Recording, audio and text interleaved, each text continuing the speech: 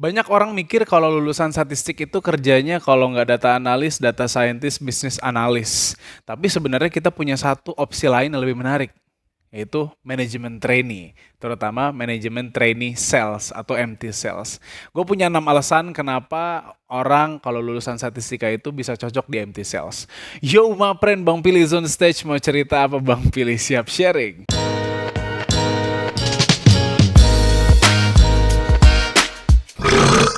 Ya, jadi hari ini sebenarnya gue lagi take video yang merupakan video lanjutan dari video yang gue pernah bikin 2020 kayaknya ya. Jadi di video itu, ini kalau kalian pernah lihat video ini adalah gue ya, orang yang sama ya. Kayaknya sekitar tahun 2020 deh. Gue waktu itu share pengalaman gue mengikuti proses Management Trainee atau MT Sales yang nama programnya saat itu mudah-mudahan masih sama sampai sekarang ya. iFuel. Indofood Future Leader program kali ya. Itulah intinya ya. iFuel dari Indofood CBP Sukses Makmur. Jadi itu adalah pengalaman gua mengikuti manajemen trainee atau MT khususnya di divisi salesnya Indofood yang mie-mian itu ya, atau Indomie ya. Nah, singkat cerita waktu itu gua ngejelasin lah di video itu tuh prosesnya seperti apa, pengalaman real gue saat itu, dan akhirnya gue waktu itu tuh bertahan sampai di titik terakhir, yaitu medical check up.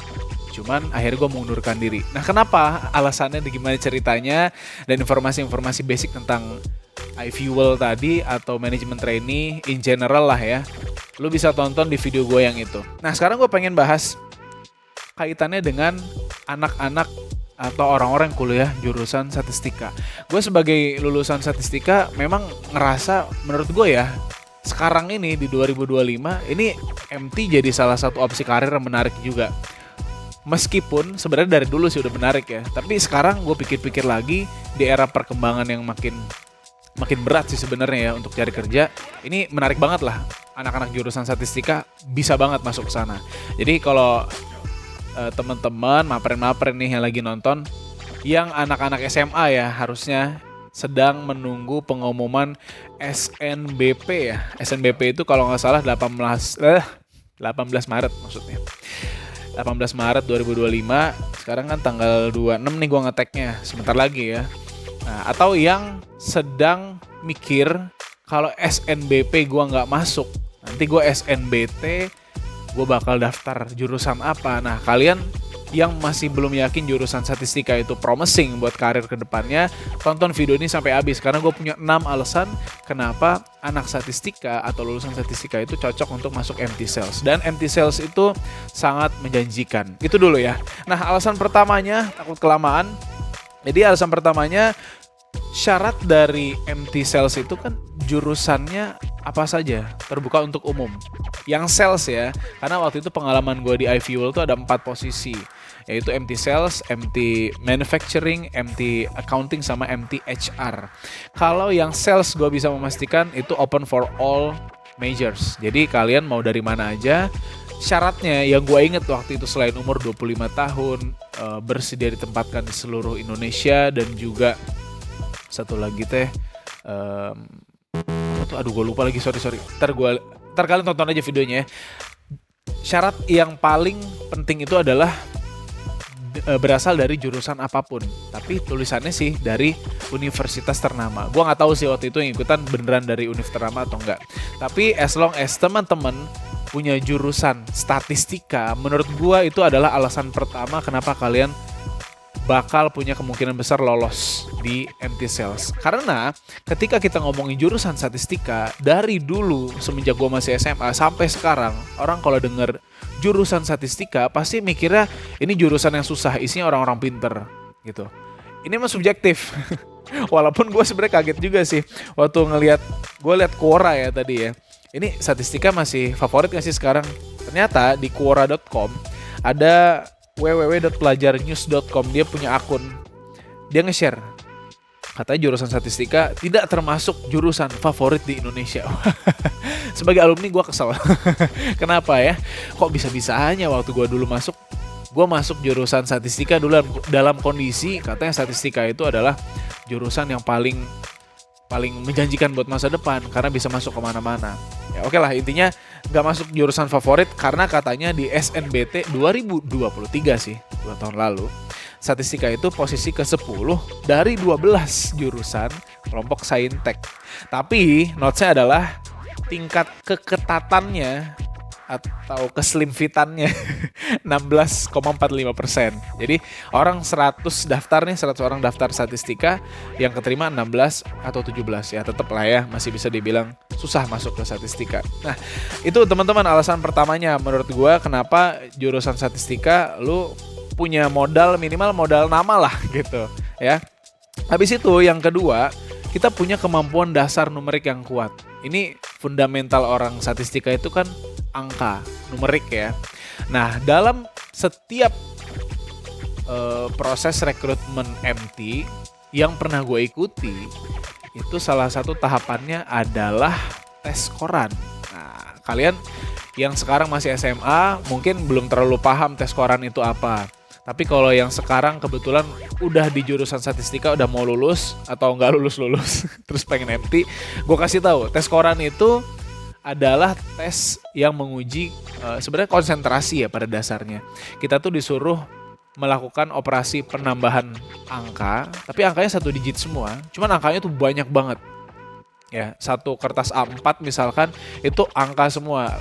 Anggaplah dari atas ke bawah itu ada 20 baris angka, ke kanannya kolomnya anggap ada 40 kolom ya. Gue lupa deh ya berapa dimensinya kayak gimana. Cuman di situ kita cuman disuruh nambahin angka doang. Sebenarnya gampang kalau sedikit dan kalau tidak buru-buru. Nah, ini dikasih waktu yang terbatas gitu. Gue lupa berapa menitnya. Tapi saat gue tes MT Sales waktu itu, gue sebagai anak jurusan statistika ngerasa ya itu sih gampang ya, karena dulu basic gue suka banget matematik. Nah, jadi teman-teman yang nanti jurusan statistika pasti akan terbiasa juga sama kayak gue. More or less kalian akan terbiasa. Nah, kembali lagi ke pengalaman gue waktu MT Sales 2019 waktu itu di Indofood. Gue jadi orang pertama yang ganti kertas. Nah, ini mungkin bingung lagi nih, maksudnya apa ganti kertas? Jadi dalam tes koran itu baik yang Kraepelin ataupun Pauli, itu silakan nanti dicari ya perbedaannya apa. Yang jelas sama-sama tes koran, nambahin angka doang. Saat itu kalau kita kertasnya misalkan udah selesai kita isi semua dan itu udah waktunya belum habis ya, maksud gue, kalian bisa minta tambah kertas. Nah, yang bisa nambah kertas itu hanya dewa-dewa angka, anak-anak statistika. Dan waktu itu gue yang pertama ganti kertas ya. Sampai sebelah gue juga nengok gitu, ini kaget. Wah, gila nih orang udah nambah aja gitu ya. Itulah efek suka matematik dan masuk jurusan statistika. Menurut gue sih kayak gitu ya. Jadi itu alasan yang kedua. Terus alasan ketiga, kita tuh anak statistika harusnya menguasai Excel. Dan mungkin kalau sekarang sih di zaman maparin semua udah nggak Excel lah ya belajarnya. Maksud gue tidak hanya Excel tapi udah belajar programming tools lainnya yang open source ya, R, Python, mungkin belajar juga MATLAB atau Scilab. Nah, banyak banget lah ya programming tools lainnya yang udah kepake sekarang. Nah, menurut gue ketika kita at least nguasain Excel aja yang merupakan minimum requirements orang-orang untuk pekerjaan administratif yang misalkan lulusan SMA atau SMK, biasanya kan di situ menguasai Excel gitu ya. Jadi gue ambil bare minimumnya Excel aja. Di situ ya lu harusnya udah ngerasa lah ya Excel udah jadi hal yang sangat-sangat biasa gitu. Saking biasanya lupa pakai Excel ya. Nah, tapi menurut gue gini sih, ketika kita jurusan statistika udah terbiasa main angka, Excel itu hal yang sangat sederhana lah gitu.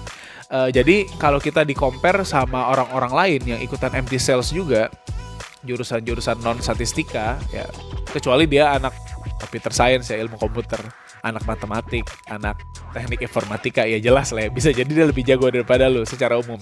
Tapi secara umum compare tuh jurusan lain, selain yang gue sebutin tadi, kita harusnya lebih menguasai Excel daripada mereka. Jadi be confident lah ya. Itu alasan ketiga gue. Alasan keempatnya, menurut gue, kita tuh lebih paham yang namanya konsep forecasting. Nah, ini penting banget nih. Ada dua hal ya, forecasting sama apa hubungannya dengan di dunia sales. Pertama, teman-teman. Kenapa jadi teman-teman ya? Mapren kalau di YouTube gue ya. Teman-teman kalau gue ngajar. Mapren. Jadi Untuk forecasting itu adalah teknik peramalan, sederhananya kayak gitu ya. Tapi ini beda loh sama prediksi ya. Kalau peramalan atau forecasting itu kita pengen dalam dunia sales biasanya kita pengen forecast kira-kira pendapatan atau ya penjualan lah ya dari produk kita. Anggaplah gue masih di salesnya Indofood nih. Penjualan produk Indomie itu dalam misalkan 6 bulan ke depan atau 1-2 tahun ke depan itu akan seberapa banyak dan trennya naik atau turun. Ya, itu adalah pertanyaan template lah kalau di sales ya. Pasti diminta untuk forecasting. Nah, biasanya kalau orang-orang sales itu mungkin backgroundnya non-statistika, jadi dia nggak biasa. Artinya forecasting ya kelihatannya hanya ada satu metode. Padahal kalau orang statistika, forecasting itu metode ada banyak banget. Ada yang paling mudah lah ya, ada naive forecasting. Habis itu ada average forecasting. Habis itu yang lebih susah lagi nanti ada yang moving average. Ada lagi smoothing, exponential smoothing dan lain-lain, banyak banget. Nah, kita tahu itu kan. Jadi kita tahu nih kapan mainnya pakai yang naive forecasting, kapan mainnya pakai exponential smoothing. Dan kita nggak cuma bilang itu forecasting, karena forecasting itu banyak. Nah, kalau kita masuk ke MT Sales, kita punya background kuat, terutama di forecasting tadi. Pernah lah kita nyobain forecasting dan belajar. Belum tentu nih head division sales kita itu paham forecasting. Nah, jadi kalau seandainya kita paham itu, lu juga salah satu keunggulannya adalah bisa menghindari target sales yang gak masuk akal. Nah, ini gue share juga ya, ini yang gue tahu. Kalau orang-orang sales itu punya KPI atau punya target. Jadi lu harus jualan, misalnya nih, lu adalah seorang gym member consultant. Nah, itu biasanya kalau yang suka nge-gym nih, zaman sekarang udah banyak anak muda nge-gym ya, gue lihat-lihat. Jadi kalau masuk gym yang bagus kayak FTL lah, dulu gue sempat di FTL, itu kita disambut oleh membership consultantnya dulu. Kayak salesnya sebetulnya, dia nawarin mau paket yang mana nih, yang 6 bulan, yang 1 tahun, terus dia tawarin benefit-benefit lainnya. Intinya dia ketika nawarin kita, dia tuh pengen kita akhirnya jadi member. Nah, itu intinya ke sana. Dan lu bayangin, misalkan satu hari satu orang membership consultant itu menghandle atau menerima ada 20 calon klien. Nah, dari 20 tadi dia tuh pasti punya target, either itu per hari atau per minggu atau per bulan ya. Tapi anggap aja per hari dulu. Dari setiap hari dia itu punya target misalnya minimal 10 member. Nah, 10 tadi kalau nggak tercapai itu namanya nggak achieve KPI atau nggak achieve target sales. Nah, ketika kita dapat target, biasanya kalau orang yang nggak paham konsep forecasting atau nggak terlalu paham bisnis, apalagi baru masuk ke tempat kerja, yang penting gue dapat kerja dulu, biasanya kan mindsetnya kayak gitu ya. Cuman ada kalanya kita bisa berargumen, tapi dengan data. Anggap tadi 10 itu masih masuk akal. Tapi tiba-tiba lu misalkan kerja di bidang, ya misalkan tadi lah ya membership consultant, terus lu diminta untuk minimal satu hari itu 50 klien yang goals. Ya, yang goal ya untuk masuk ke dalam gym tempat lu tadi. Dan itu nggak make sense menurut lu. Tapi ketika lu nggak punya background statistik, nggak ngerti forecasting, lu nggak bisa berargumen hanya dengan bilang itu nggak make sense bos. Nah, yang ada lu malah nggak dapat kepercayaan lagi, mungkin karir lu jadi nggak bagus gitu. Nah, kita bisa berargumen kalau kita tahu, misalkan nih, ini singkatnya aja ya, takutnya kelamaan. Data history sebelumnya kita bisa akses nih, kita tahu bahwa biasanya orang-orang lain atau di gym-gym lain itu satu hari seorang member consultant itu hanya bisa secara rata-rata misalkan 15 klien. Nah, kita tahu 15 klien itu adalah benchmark atau referensi kita. Diminta 50, kita argumen. Bahkan kita bisa mainin forecastingnya dulu pakai data historis. Kita lihat di gym kita itu trennya gimana. Kalau ternyata trennya menurun nih di 2 tahun terakhir, terus bos kita malah minta di tahun depan itu naik terus KPI-nya, kita bisa bantah dengan ilmu kita gitu. Jadi ngehindari kalian dari bos-bos yang tidak baik lah gitu ya. Oke, karena dunia sales itu jahat sih katanya. Makanya gue akhirnya nggak ngambil tuh MT Sales Indofood. Ya, lebih karena gue takut sih nggak bisa perform di sana. Oke, itu alasan keempat. Sekarang alasan kelima, Karena menurut gue ini sangat subjektif ya. Kerjaan orang-orang atau lulusan statistika udah dirampas sama jurusan lain. Nah, maksudnya gimana nih?